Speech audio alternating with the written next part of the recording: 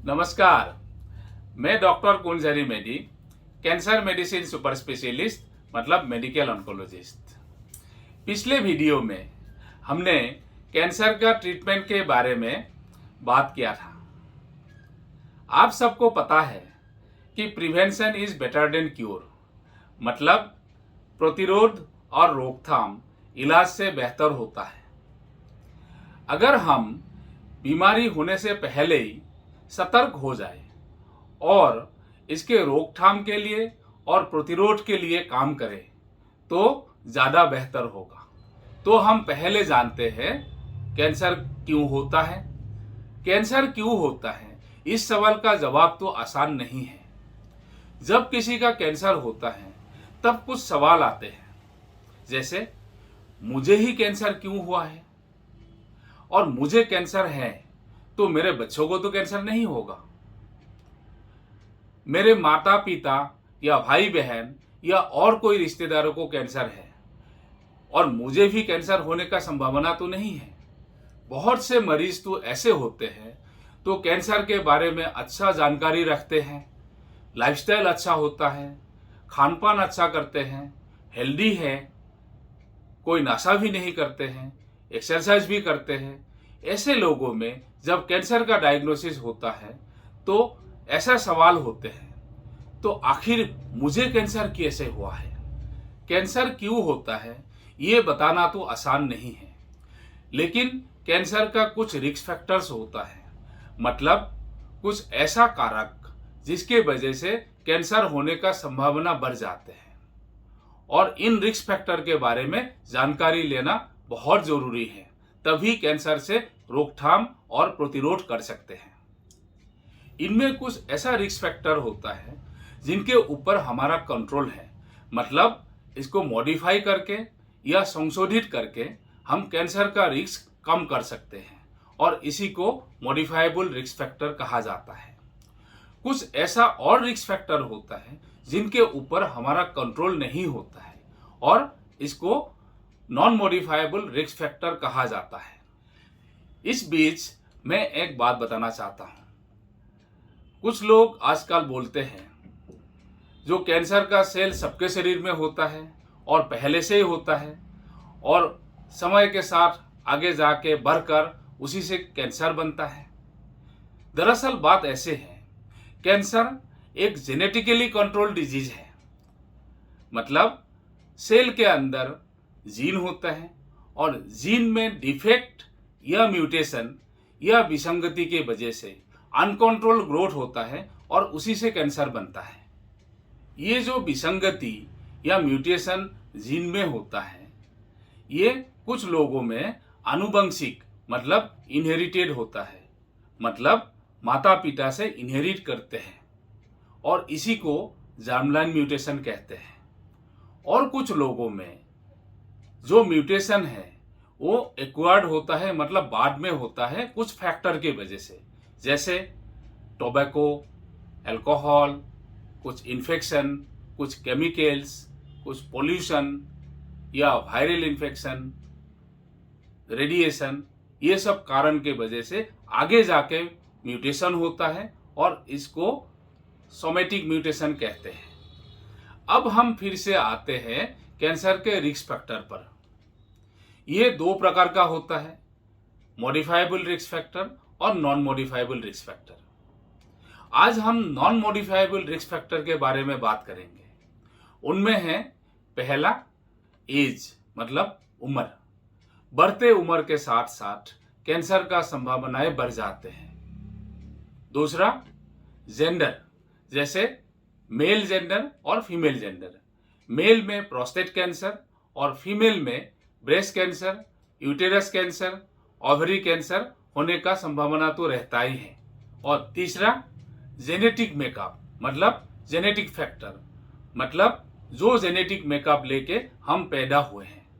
Genetic susceptibility या genetic factor कैसे cancer का रिस्क फैक्टर है, इसको समझना थोड़ा जरूरी है।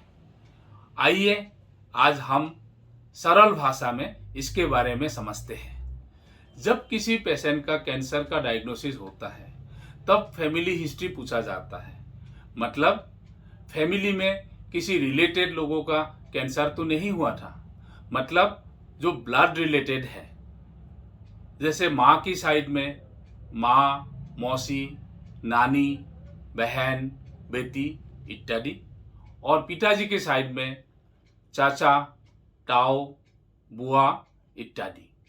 हेरिडिटरी कैंसर या फैमिलियल कैंसर या आनुवंशिक कैंसर के लिए ये रिलेशंस इंपॉर्टेंट होता है। हेरिडिटरी कैंसर एक जेनरेशन से दूसरे जेनरेशन तक ट्रांसमिट होता है जर्मलाइन म्यूटेशन के जरिए, और सिर्फ 5 से 10% कैंसर ऐसे होते हैं। 5 से 10% का मतलब ये है, अगर 100 ब्रेस्ट कैंसर का मरीज देखते हैं, उनमें 5 से 10 लोग इनहेरिटेड ब्रेस्ट कैंसर का होता है, जिनमें जर्मलाइन म्यूटेशन पॉजिटिव मिलता है। हेरिडिटरी कैंसर आमतौर पे मिलता है ब्रेस्ट और ओवरी कैंसर सिंड्रोम, जिसमें BRCA1 और BRCA2 genetic mutation, germline mutation मिलता है, और कैंसर में से कोलोन कैंसर, जिसमें MSI MMR जेनेटिक डिफेक्ट होता है, prostate cancer, pancreas cancer, brain tumour, retinoblastoma इत्यादि। किसी पेशेंट का कैंसर आनुवंशिक या इनहेरिटेड कैंसर है बोल के कब सस्पेक्ट करेंगे? ये तब सस्पेक्ट करेंगे जब कैंसर अर्ली एज में होता है, मतलब कम उम्र में होता है। जैसे आमतौर पे ब्रेस्ट कैंसर 45 साल के बाद होता है।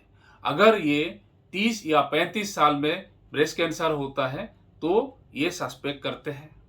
दूसरा, अगर कैंसर बहुत एग्रेसिव होता है या हाई ग्रेड का, मतलब तेजी से फैलने वाला कैंसर होता है, तब भी ऐसा सस्पेक्ट करते हैं। तीसरा, जब फैमिली हिस्ट्री होता है। चौथा, जब एक ही मरीज में अलग अलग कैंसर होता है, जैसे एक ही मरीज में ब्रेस्ट कैंसर और ओवरी कैंसर दोनों प्रेजेंट है। जब हेरिडिटरी कैंसर का सस्पिशन होता है, तब सबसे पहले पेशेंट का जेनेटिक टेस्ट करके जर्मलाइन म्यूटेशन देखा जाता है, और जर्मलाइन म्यूटेशन अगर प्रेजेंट है तो हेरिडिटरी कैंसर कंफर्म हो जाता है। अब ये तो पॉजिटिव आ गया, तो अब हमें क्या करना है? इससे पेशेंट का इलाज में तो कोई फर्क नहीं पड़ेगा, लेकिन जो first degree relative family member है, जो ब्लड रिलेटेड है, उनमें ये टेस्ट करना है, क्योंकि ये जेनेटिक डिजीज है तो ये फैमिली में ट्रांसमिट होता है, फैमिली मेंबर में ट्रांसमिट होता है। लेकिन ऐसा भी नहीं है जो 100% लोगों में ये ट्रांसमिट होगा। कुछ लोग पॉजिटिव हो सकता है, कुछ लोग नेगेटिव हो सकता है, क्योंकि ये इस टाइप का जो बीमारी है, इसमें तकरीबन 25% लोगों में ही ट्रांसमिट होता है ये जेनेटिक मटेरियल। मान लीजिए किसी एक इंडिविजुअल में ये टेस्ट पॉजिटिव है, इसका मतलब क्या है? इसका मतलब है कैंसर के लिए हाई रिस्क, मतलब कैंसर होने का संभावना ज़्यादा है। इसका मतलब ये भी नहीं है 100% कैंसर हो ही जाएगा। ये हाई रिस्क है, क्योंकि इनका एक जीन ऑलरेडी डिफेक्टिव है, और जीन में डिफेक्ट आ जाता है तो कैंसर डेवलप होने का संभावना ज़्यादा है। अब इस इंफॉर्मेशन का फायदा क्या है? इस इंफॉर्मेशन का फायदा ये है, क्योंकि हमें पता चल गया ये हाई रिस्क है, तो हम रिस्क कम करने के लिए कुछ मेजर ले सकते हैं और ज़्यादा सतर्क हो जाएंगे। और ये जो रिस्क रिडक्शन के लिए मेजर है, ये इस प्रकार का होता है। पहला, स्क्रीनिंग अर्ली एज में शुरू कर सकते हैं। दूसरा, स्क्रीनिंग ज़्यादा फ्रीक्वेंटली करेंगे। तीसरा, और जो मॉडिफाइबल फैक्टर है उसका ध्यान रखेंगे और उसको अवॉइड करेंगे। चौथा, रिस्क रिडक्शन मेथड, कुछ सर्जरी होता है वो हम कर सकते हैं। जैसे ब्रेस्ट कैंसर के लिए पहले मस्टेक्टोमी, मतलब ब्रेस्ट रिमूव कर देते हैं, या कोलोन कैंसर के लिए रिस्क कम करने के लिए पहले ऑपरेशन करते हैं, कोलेक्टोमी ऑपरेशन करते हैं जो कोलोन रिमूव कर देते हैं। ओवरी कैंसर का रिस्क कम करने के लिए पहले ओवरी को निकाल लिया जाता है, ताकि कैंसर होने का संभावना कम हो जाए, तो ऐसा करके हम रिस्क कम कर सकते हैं। इस बीच मैं एक और बात बताना चाहता हूँ।